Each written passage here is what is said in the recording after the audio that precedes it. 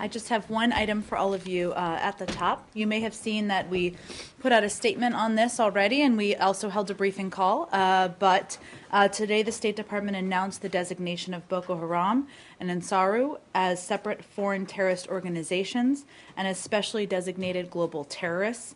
These designations are an important step in supporting the government of Nigeria's effort to counter violent extremism and address the security challenges in northern Nigeria. The consequences of these designations include a general prohibition against knowingly providing or attempting or conspiring to provide material support or resources to or engaging in transactions with Boko Haram or Ansaru, and the freezing of all property and interest in property of Boko Haram or Ansaru that are in the United States or come within the United States or the control of U.S. persons. So with that, let's get to your question. Can I just stay on Boko Haram then? Yes, of course. I'd asked this on a conference call, and I'm still not clear about the answer, exactly why it's taken so long to designate Boko Haram and Ansaru, but particularly Boko Haram as a FTO. I know there have been calls from a number of quarters over the past few months for you to do so. And I understand that it takes a long time, but has things happened? Is there something different on the ground now that makes the United States fear that this insurgency is more entrenched and more militant and perhaps a bit more organised and more bloody than it was, say, a year ago? Let me do my best to answer your question. I don't know if I didn't hear every part of the conference call, so let me try here. As you know, any designation or decision to designate is the result of an extensive and deliberative process, an interagency process. We, of course, listen to a range of people, and ultimately the Secretary of State makes the decision, but it's in conjunction with a number of other agencies. As you also probably know, we have designated over time several leaders of Boko Haram, and as the decision was being made here, we were looking at trying to understand how Boko Haram is organized in order to be able to effectively target the group and its assets. As you also know, Boko Haram is a decentralized and factionalized organization with a loose command and control structure. So we've worked over the years with our international partners as well as with the government of Nigeria to deepen our understanding of the organization. And while we knew the leaders were taking actions that warranted, this was an interagency and deliberative and extensive process to make the decision about the actual organization. And how extensive does the United States believe are the links with AQIM? We do, we continue to believe that Boko Haram remains primarily a Nigerian organization within its principal objectives in Nigeria. We do believe that it has links to AQIM. In terms of the level of that, I don't have an evaluation. And are these links deepening and growing? I don't have an evaluation of that. I'm happy to touch base with our team and see with them if there's anything more specific in terms of an increase or anything along those lines. Let's see. Go ahead, Jill. So I just want to make sure, in other words, after you analyzed how they function, you decided that naming them an FTO would actually make it more effective in terms of getting at them and damaging them in some fashion, as opposed to just getting to the leadership? Well, how effective is always a question. How effectively you can apply the designation. As you know, these types of designations, financial transactions is what it applies to. So it's more, I should say, financial sanctions, really. So that's how it is applied. We knew that the leadership, as is evidenced by their designation, warranted designation. There was an evaluation in part on how the Boko Haram was organized and how to best and most effectively target the group, as you referenced, but also an evaluation of whether the entire organization was following what the leadership was doing. Can we change topics? Could you I have one just. Sure, go ahead, Michelle. Do you have a sense of whether or not U.S. Americans were actually supporting this group, or whether this group has any assets here to be frozen? That's a good question, and obviously that is part of what is targeted in terms of how the sanctions would apply. In terms of the level or the amount, I don't have any percentage of that or amount. I'm happy to check and see if there's something more specific we can provide. Go to the Palestinian. Do we have any more on Boko Haram? Okay, go absolutely, Saeed. I know you've been waiting for it. I've been waiting for this. I wonder if you have any comments on the resignation of the Palestinian negotiating team. And the manner in which it was announced on Egyptian television. Well, a couple of points I'd like to make on this.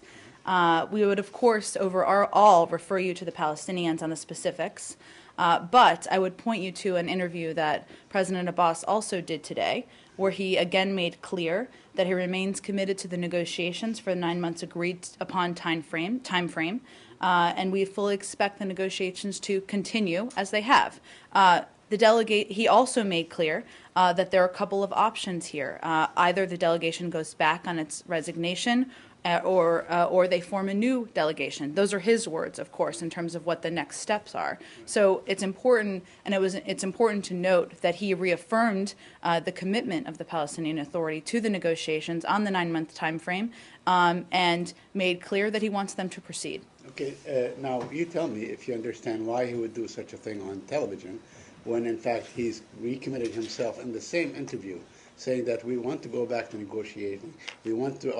I'm going to try to reconvince the team of going back to negotiate. So, what kind of points is he trying to score? What kind of message is he trying to send? I think he's trying to send the message that he remains committed to the negotiations, and that, as he said, again in his words, either the delegation goes back on its resignation or we form a new delegation. So those are his words, not my words. Well, let me just quickly follow up. As sponsors of both the Israelis and the Palestinians in many ways, did he discuss with you their intention his intention to accept this resignation? Because it was talked about last week, before your visit, as a matter of fact. I'm not going to get into the specifics on that level of internal discussions. Obviously, there have been reports of this possibility for some time. We've seen those reports as well. And again, last week, in speaking with the Secretary, he reaffirmed his commitment to the 9-month time frame, which is something he did again today. Can I just go back to the beginning on this? Are you saying that that the United States has been informed that the Palestinian team has resigned, the negotiating team has resigned? Well, I think not only has the negotiating team made a statement, but President Abbas has made statements. The Secretary has spoken with. He spoke with President Abbas yesterday. I'd have to check if they discussed this yesterday, but I think their public statements are what I'm pointing to. And Jen, another clarification. There were reports yesterday about 20,000 units, but now there seems to be kind of a backtracking. What's the latest that you understand in terms of whether or not these are actually going to go forward? Well, you're right. There was news also this morning, which I believe is what you're referring to, that Prime Minister, excuse me, I almost called him President Obama, that Prime Minister Netanyahu has ordered the Housing Ministry to stop the planning tenders. Our position on settlements is quite clear, which I, of course, reiterated yesterday. But that is the latest news in terms of what the next action is. I don't think we have any additional information beyond that. Can I ask one thing? Sure. If you addressed it, but your basic view on the reported resignation or intent to resign by the Palestinian negotiators is what? That this is good, this is bad, or this is indifferent because they can just name a new team? Well, I wouldn't put it in those terms, no surprise, but I pointed to the fact that President Abbas has reaffirmed his commitment to the 9-month time frame for the negotiations. He is, of course, the leader. He made clear in an interview today that either the delegation goes back on its resignation, or they form a new delegation. Our focus overall is on having the negotiations proceed. He's reaffirmed his commitment to doing just that. But surely you can't view it as a good thing if the negotiators resign. I think what our focus is, Arshad, we're not evaluating every day or not the ups and downs or giving them a grade. Our focus remains on the end goal, which is that the negotiations continue, and the president of the Palestinian Authority reaffirmed that just today. But it doesn't say something to you about their views about the course of the negotiations, that the negotiators would say they are resigning? Well, as we said last week, and as I said a little bit yesterday, and perhaps this is an example of that. We never thought this would be easy. We always knew that there would be challenges along the way. We knew that coming in, the Secretary pursued this with that certainly awareness in mind. But again, even with that reality, the stakes and the alternative is far worse than pursuing this even through bumps in the road. Do you regard this as perhaps some theater or a negotiating tactic in and of itself, just like people getting up and walking out of the room? I don't have any particular analysis along those lines for you. Of course, our interest is on continuing the negotiations and pursuing them through the 9-month time frame, and that's what the Secretary has conveyed. Last thing, that's just one last one for me. Sure, go Doesn't ahead. this make it harder to achieve to meet the 9-month deadline? Because even if they come back, then they've lost a day or however much time. If they don't come back and a new team is selected, then presumably they have to get fully up to speed, and it surely cannot be helpful to your cause here. I don't think we have that evaluation at this point. Throughout this process, there have been weeks where they've met many times. There have been weeks where they haven't met. There has been ups and downs throughout the process, not necessarily even related to the number of meetings. But this happened just in the last 24 hours. Obviously, the fact that President Abbas went out and reaffirmed his commitment today, within that 24 hours, is a good sign, and we'll continue to pursue it on the same time frame. And you don't know if they talked about this in yesterday's call?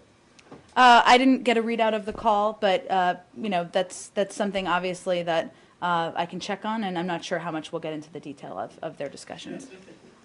I mean, considering the number of times, maybe a dozen times, that Palestinian negotiator Saeb Erekat resigned in the past, do you take his resignation seriously?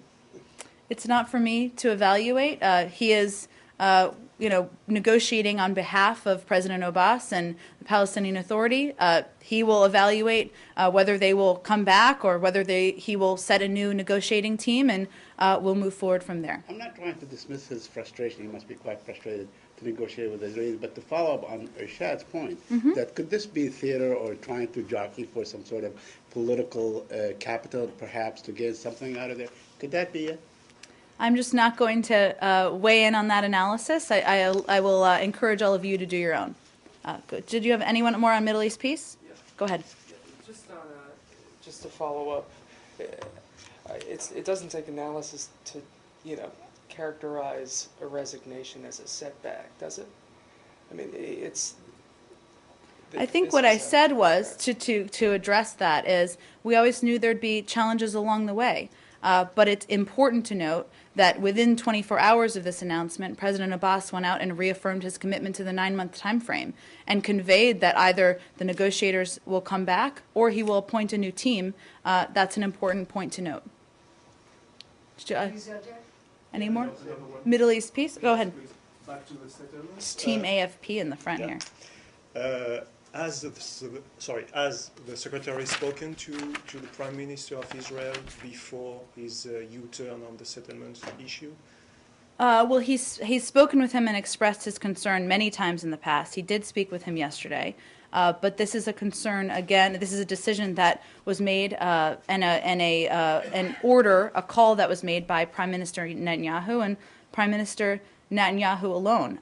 We haven't made a secret about our belief that we consider the settlements to be illegitimate. Did you voice that? Did the Secretary voice that to Prime Minister Netanyahu He's in voiced yesterday's it on a call? number of occasions. I know that. That's not my question. My question is, did he voice it in yesterday's call? I'm certain that was part of his message. But you don't know? I don't have anything more for you, Arshad. I didn't get a readout of the call. So wait, so you don't actually know whether he said that? You're just certain that he must have, but you don't know it? Well, Arshad, this is a point that he has made several times, publicly and privately. I don't think it's a secret what our position is, as we've stated it a number of times publicly, and the Secretary has stated it a number of times publicly. He spoke with him yesterday. Of course, they talked about this issue. Whether he used that exact phrase, I can't confirm that for you either way. Very quickly, Regarding these talks over the past so many months, do you think that if the Palestinian negotiating team withdraws its resignation, their effectiveness as negotiators will be compromised? Can you say that one more time? Say it. Do you consider that if they were to withdraw their resignation, will they be as effective negotiators as they were before the negotiating, or there will be so much bitterness created that they will not be effective?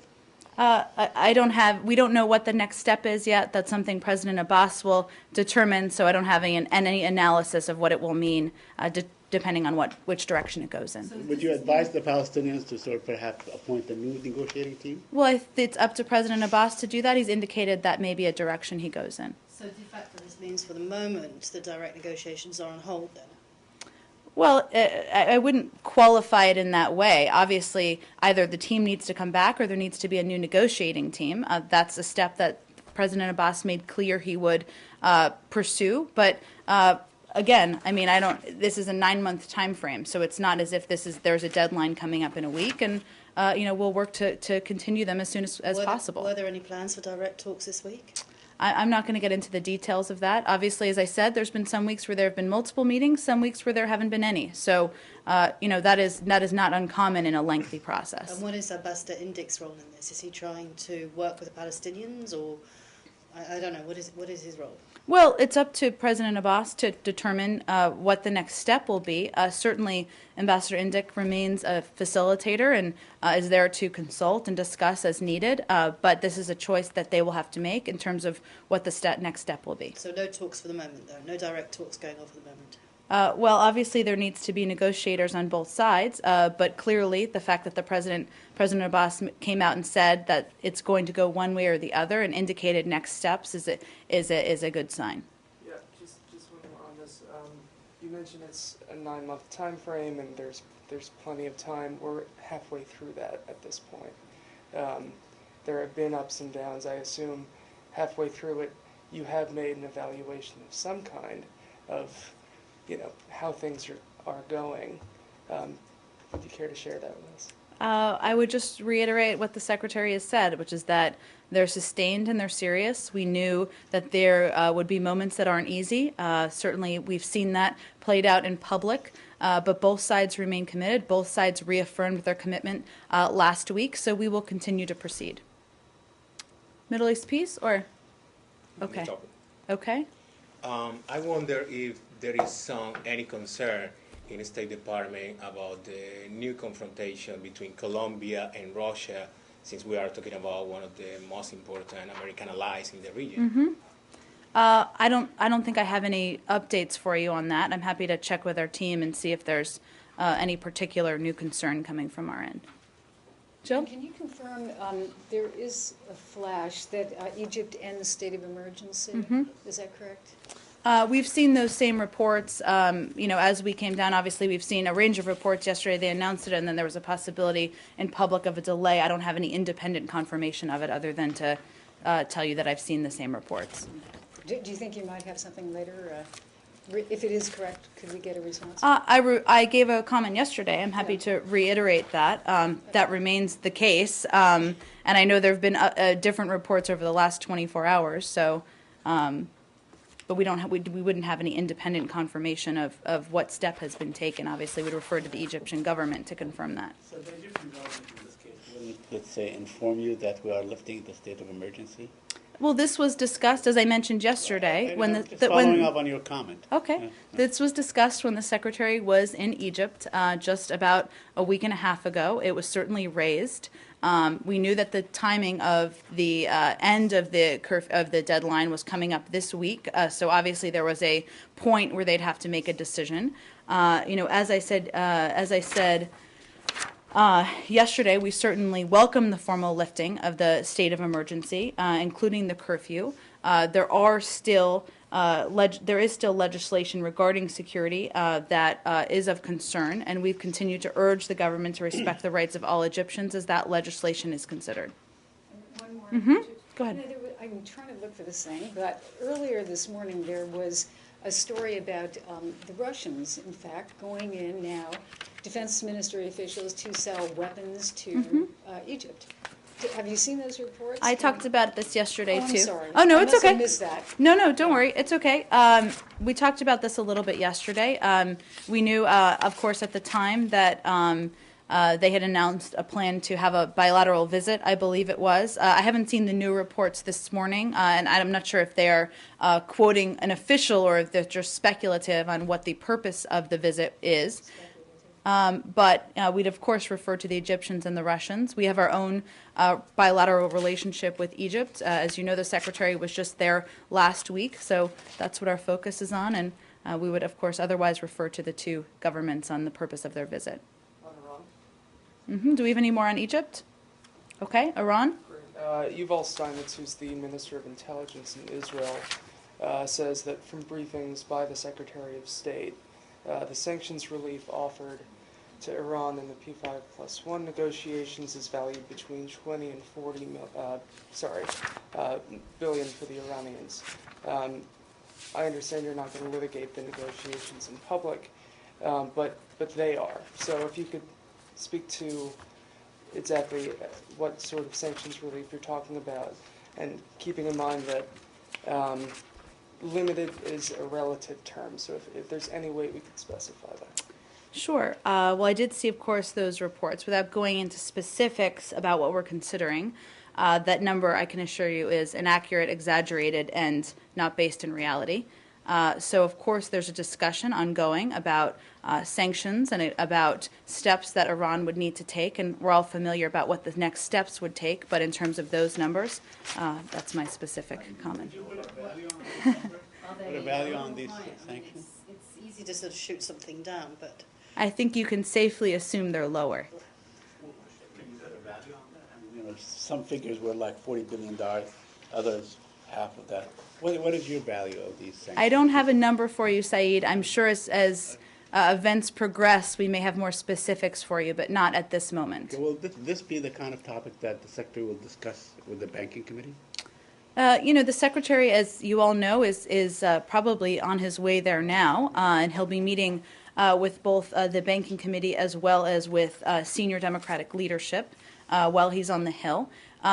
He will be addressing concerns they have and whatever concerns they want to discuss. In terms of broadly what he's talking about while he's there, let me just give you a little overview of that.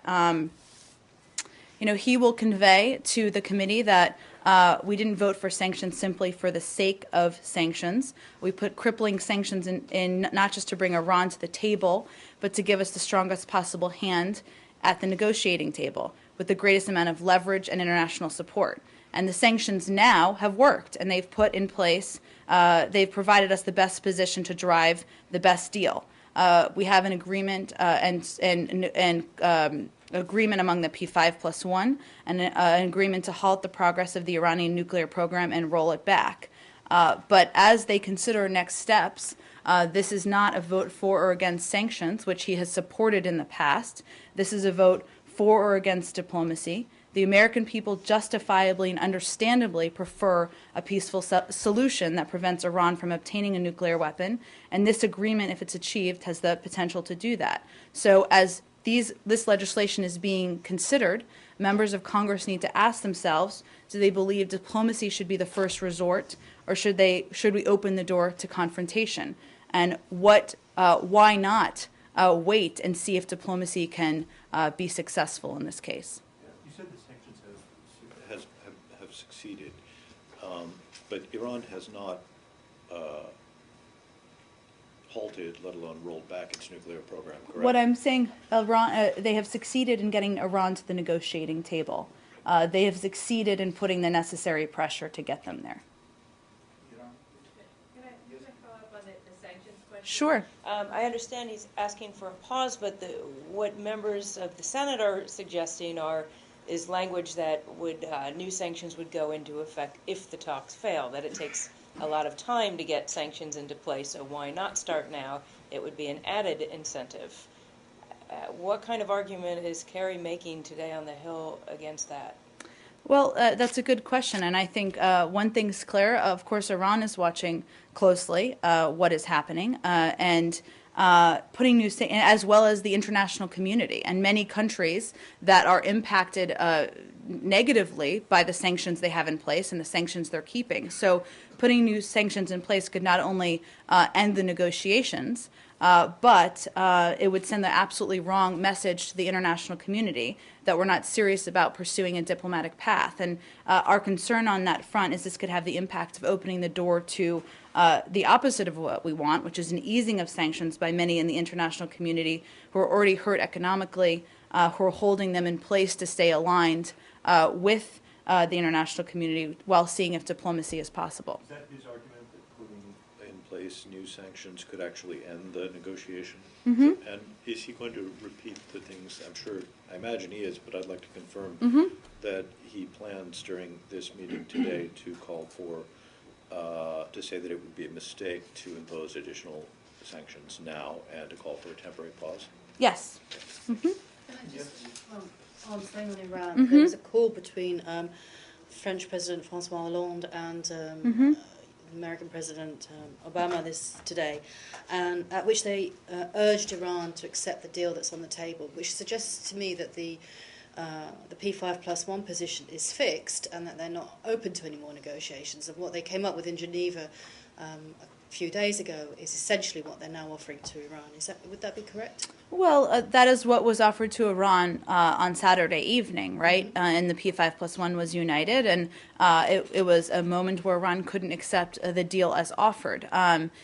Clearly, we would like to move forward with this deal. Obviously, I can't predict if there will be additional discussions between the negotiating teams when they go back to Geneva, and so I wouldn't make a prediction of that since they'll all be on the ground in about a week. But essentially, the position now is that Iran is consulting, the Iranian leadership is consulting among themselves, and they have to come back to you. There's not any kind of flexibility as such on the P5+1 position. Well, the P5+1 is united on the deal that they agreed to, but I'm not closing the door to continuing discussions. I'd have to talk to our negotiating team about where they stand on that front, but obviously continuing to narrow the differences is the goal of the next set of meetings, but I don't think it is a circumstance where it is a take it or leave it. It's a discussion, but clearly it's important and relevant, as you noted, that we already put a proposal down that the P5+1 is united on. Yeah, just a quick follow-up. Can you let Joe finish, and then we'll go to you next? And I just wondered why it was felt necessary for this talk to happen, this telephone conversation to happen between President Hollande and President Obama. I would certainly refer you to the White House on that, but obviously the French are an important P5+1 partner, an important ally, and so I think it's only natural that they would be talking. The Secretary talks with his counterparts frequently, as does the President, and certainly given how important this issue is and how committed the President and the Secretary both are to it, I don't think it's a surprise that they would connect. I guess what I'm really asking is, was there a need to soothe some ruffled feathers after what happened in Geneva with the French? Well, given we were united by Saturday evening, and there's, of course, a discussion, it's no surprise the purpose of a negotiation is to hear many ideas. I think it was more about consulting on the path forward. And I know the White House has put out a readout. If they haven't, I think it will be coming out soon. Jen, if they meet a week from today, and you said that it's not going to be take it or leaving kind of situation, right? Well, again, I would refer to the negotiating team on the specifics here, Saeed. But what the point I was making is that obviously, yes, there was an agreement among the P5+1 on the proposal, and the Iranians couldn't accept it at the time. But there'll be discussions between now and then, and obviously discussions and negotiations when they get to Geneva. So, if there are some flexibilities on the part of the P5+1 offer, where would they be? Where on the margin would they I don't be? want to go too far in expressing flexibilities or inflexibilities, and I'm certainly not going to go into the details of those. Just that they're going back, they'll continue their discussions with the Iranians, with the P5+1, and I don't want to make a prediction of what the outcome will be. Yes, do you have any chance to see the tweets of the foreign minister of Iran and part of the tweet diplomacy, because he's arguing about this P5+1 stand? The tweets from this weekend? Yes. I mean, it was reported today in New York Times regarding, criticizing or sometimes criticizing the secretary regarding his blaming Iran. I think I talked about this already yesterday, so I would point you to the comments I made yesterday about it, the tweets. So there is no change in your understanding of that tweet diplomacy? No change in my understanding of it. How close do you think you are to getting a deal in Geneva in the next round? I don't want to make a prediction of that other than to convey that coming out of Geneva, we were closer than coming into Geneva. That obviously they're going back because we feel there is an opportunity to complete the deal, to move forward on a diplomatic path. That's why they're going back, but I certainly don't want to make a prediction of what will come out of the next set of meetings or not. Two things. One, you say that a vote in Congress is not a vote against, or rather for sanctions, it's a vote against diplomacy. What are the consequences of a vote against diplomacy in Geneva? And second, what is, you say no deal is better than a bad deal. Mm-hmm. What is your standard for a bad deal? Is it the lowest common denominator, that is what Congress thinks is a bad deal and what the Israeli government think is a bad deal, given the fact that if they think you have forged a bad deal, they will go forward with actions that theoretically undermine that? Sure. Well, the Secretary has spoken a bit about this, but I think the consequences of not moving forward with the diplomatic path is potentially aggression, potentially conflict, potentially war. And obviously, Iran would continue to enrich. They'd continue to take steps forward toward developing a nuclear weapon. I don't think anybody wants that. We also risk, as I mentioned earlier, losing our international coalition of partners on the sanctions regime, and that's something no one wants either. So there are certainly an alternative that is not an enviable path to pursue, and that's why the Secretary feels so strongly about pursuing the diplomatic path. In terms of your second question, can you repeat it just one more time? Yeah, just in terms of your standard for how you define a bad deal. Well, I talked about this a little bit yesterday, but it's worth repeating that there are areas, there are a couple of buckets of serious concern and focus that as we look to a deal on what's a good deal, we're focused on. And they include the possibility, preventing the possibility of Iran producing a sufficient quantity of highly enriched uranium for one nuclear weapon, the possibility of Iran stockpiling centrifuges or increasing the efficiency of their centrifuges, Iran's ability to produce plutonium using the Iraq reactor, and bringing unprecedented transparency and monitoring of Iran's program. As we look to the initial step here and we think about the longer comprehensive agreement, those are the areas where we are most focused on, and certainly a good deal is one that addresses those areas. Right. I guess what I'm trying to say is if you think you've got a good deal, right, if the administration thinks they have finally settled on a good deal with the P5+1 and Iran agrees, what does that really matter if Congress doesn't think that you have a good deal and they move forward with sanctions? What does that matter if the Israeli government doesn't think you have a good deal and they move forward alone?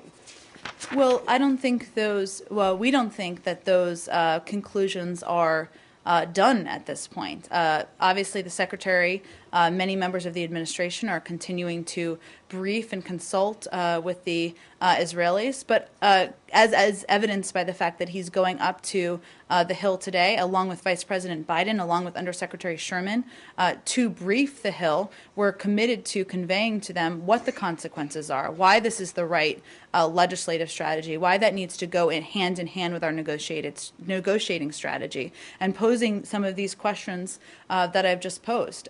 Why not wait and see if diplomacy can see its way through? And so we have not. We're committed to that process now, and to communicating as much as we can to convey why this is the best chance we have had to have a diplomatic and peaceful end to this process.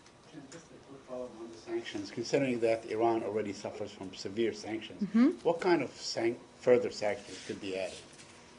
Well, I know a number have been proposed, and obviously there are the core sanctions. Many of them are in the financial, the banking, the oil sanctions. There are other more ancillary sanctions. I'm not familiar with all. I know there's a range of bills, so I'm not going to go through those specifics. But it's important to note here, since you've given me the opportunity, that if this does not result in a deal, then we have every ability to move forward with sanctions, and that's something we're certainly not just open to. We'd be supportive of. big if, lift sanctions against Iran, it will be a long signal message to North Korea. How do you handle the North Korean sanctions? Well, I would certainly not venture to group them together. Obviously, there is more work to be done to see if we have a diplomatic path forward in Iran. There are a number of steps that they would need to take. That's part of the negotiations. On North Korea, our position has not changed. The ball is in their court. They need to abide by their international obligations, including the 2005 joint statement. They need to reassure the international community those steps have not been taken. So I would look to them to take steps if they want to pursue a diplomatic path forward. Thank you. Go ahead. Do we have any more on Iran? Okay, go ahead. On Afghanistan, Okay. the Lawyer Jirga is meeting in the next couple of days to discuss BSA. What are your expectations, and also is the legal review by the department on the text of the agreement complete? Is there anything new on the text? Yeah, is the legal review of the text complete, done? I'd have to check with them on that. Obviously, that was ongoing, as I'd mentioned in the past, and often they go word by word reviews. In terms of the Lawyer Jirga, as we stated some time ago, major negotiations on the BSA were concluded during the Secretary's visit. And the Lawyer Jirga date was set. As you know, that's upcoming. Of course, we respect the process in Afghanistan and that process moving forward. And so we'll wait to see how things proceed. And do you know who will be signing BSA after once it is done? Lawyer Jirga approves BSA? I don't know What's that the yet, next and I'm step? just going to knock on wood. I don't know that at this point. Go ahead, Chris. I got one on something else. 2 Americans are reportedly being held in Nicaragua. Just wondering if there's anything else you can say about that. We, of course, have seen those reports. Unfortunately, I don't have anything I can relay on the status or details at this point. Can you say if the embassy's been in touch with authorities there? I cannot. Okay. Syria? How do you view the gains that the regime is making on the ground in Aleppo and Damascus? Well, we've always said, as you know, that there would be many ups and downs in the events on the ground in Syria. One of the reasons we're so aggressively pursuing a Geneva conference is because, as the Secretary has stated many times, there's no military solution to this conflict.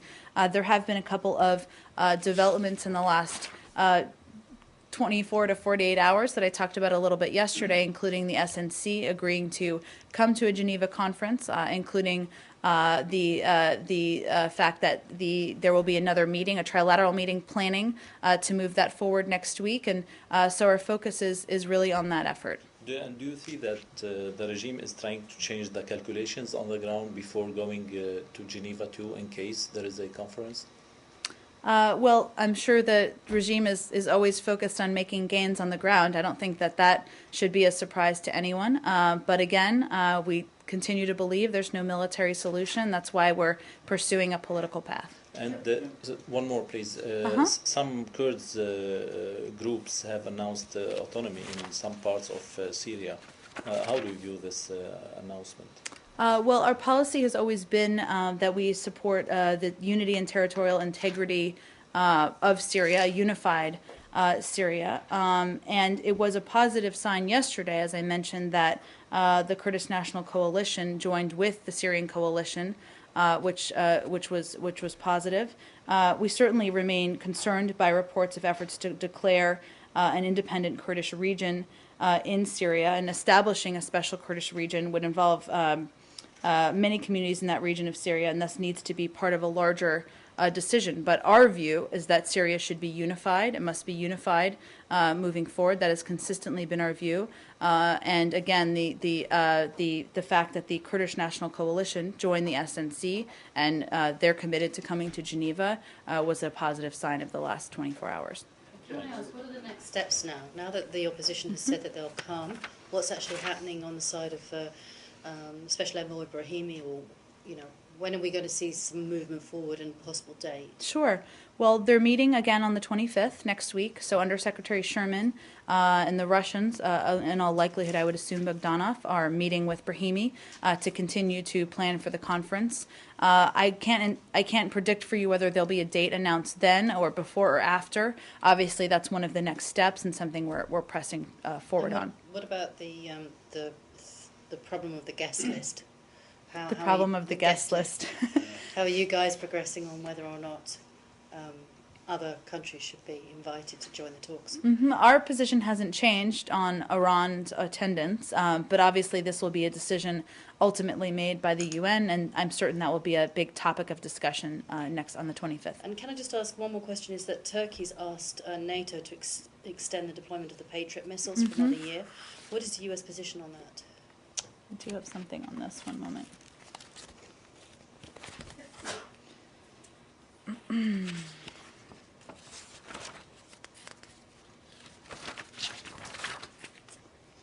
Let's see.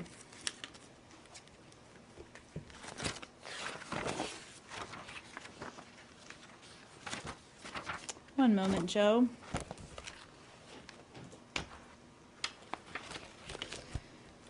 Well, we of course respect and value Turkey as a long-standing NATO and U.S. ally.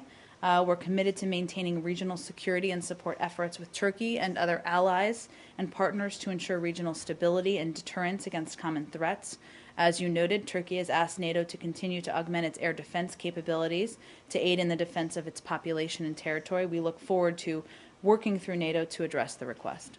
That's not a yes or a no, though. It's a NATO decision, and certainly we will work with them as they pursue it moving forward. But they're your missiles, and largely they've been staffed by and manned by American teams on the ground, and it's not just yours. I know there's other commitments from Germany and Denmark, I believe, as well. But I mean, would you support the request from Turkey? We're working with NATO, and of course we value them as an ally, and we value and recognize the needs they have and the request. So put it the other way, maybe. Do you think they are still valuable and still needed in this area? I think we recognize the request they made. We recognize the needs they have, and of course they're important NATO allies. So we'll work with NATO as we address their request. Yeah, there is a report in the New York Times about the flow of arms and funds to Syria coming from private donors in the Gulf, and it is undermining your efforts to solidify the opposition that you recognize as the legitimate representative of the Syrian people. Are you trying to talk to these governments to sort of curb their citizens from collecting huge sums of money? Well, we continue to have, of course, I think you're referring to the story about private aid from Kuwait. Absolutely, yes. Kuwait and the other GCC countries, not only Kuwait. Well, we continue to have a robust dialogue with the Kuwaitis and others about how best to meet our common interests in helping the opposition. And our position has not changed, and we continue to stress that aid should be directed through the SOC and the SMC as agreed to by London 11 partners. We continue to stress the need for Kuwait to have a robust anti-money laundering, counterterrorism financing regime, and that's something, a conversation that we've had with them and will continue to have. Sure. I apologize if you're not aware of this, because it just crossed my device. ProPublica has a story saying that it has asked the State Department to release the names of the so-called special government employees at the State Department. These are people with State Department jobs, but can also receive income from outside sources. And it says that the State Department has declined to provide the list of the government employees, even as 8 other federal agencies have disclosed their lists of special government employees. Is it correct that you've been asked for the list? Is it correct that you've declined to provide the list? And if so, why? I hadn't seen that report. I'm happy to look into it. As you know, there are dozens, if not more, special government employees throughout the government.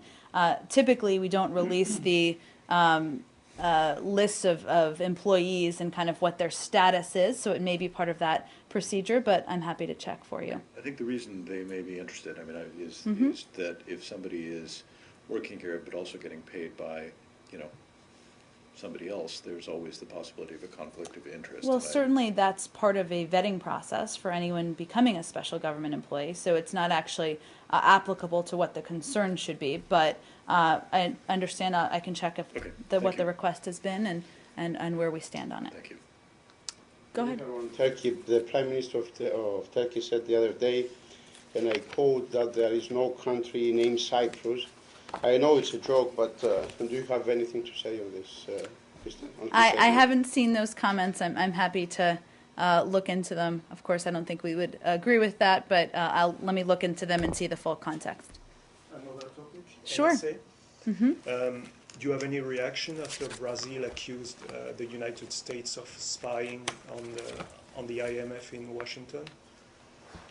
I don't have anything specific, and as has been the case, we're not going to comment on every specific report. I would just reiterate for you that obviously there's a review ongoing that will look at our activities around the world with a special emphasis on our appropriate posture as it comes to heads of state and how we coordinate with our closest allies and partners, and that review will be complete by the end of the year. And of course, as part of that effort, we are consulting with countries around the world, including Brazil, and our goal is, of course, to not only alleviate their concerns, but to strengthen our intel gathering relationship moving forward.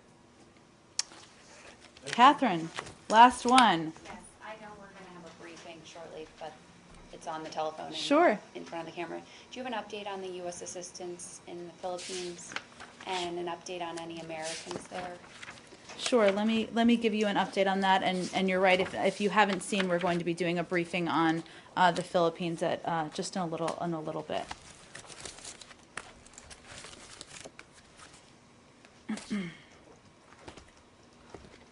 Oh, actually, one moment.